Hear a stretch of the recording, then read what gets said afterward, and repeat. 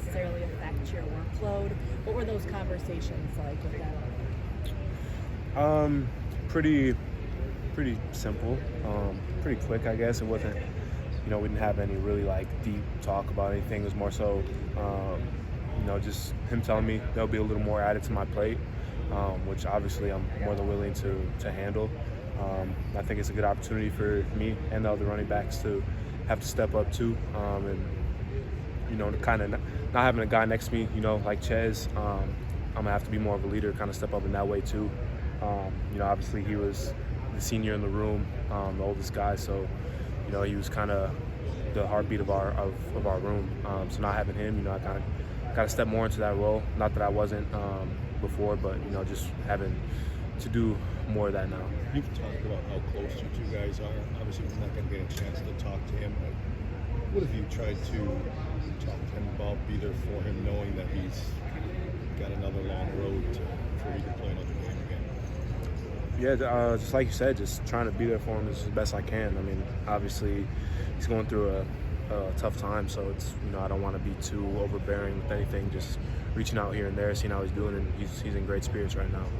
Is there any, I saw him he came out on crutches and was heading out to the parking lot. Do you have to do anything to give him a hand, like just getting around or anything like that? How do you think the guys in the running back room especially are kind of recovering from something like that? I know in the moment right after the game it was probably still a shocking process, but at this point, how are you guys trying to move on knowing you're going to have to carry on like out on the field? The same way we would move on, regardless if he was here or not. It's just Jackson, Cade, Grove, all new. They're next in line. So I think in terms of preparation, they're probably taking it a step further than what they have. But more so for myself, it's the same. But like I said, just they know that they're next in line, and when they're putting the game, they have to execute.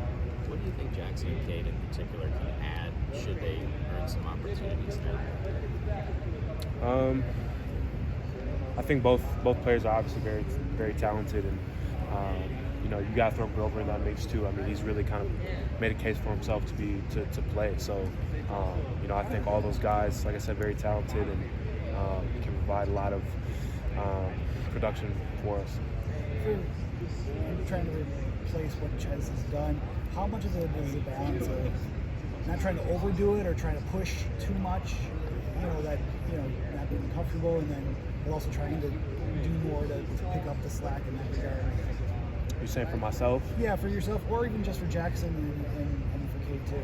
I don't think it's definitely my mindset's not trying to cover for what we're losing in Chez. I think I just have to play my game. I think that'll be all we need, all I need to do. And obviously, like I said before, I have a little bit more on my plate, which is perfectly good with me. Like I said, just playing my game to the best of my ability.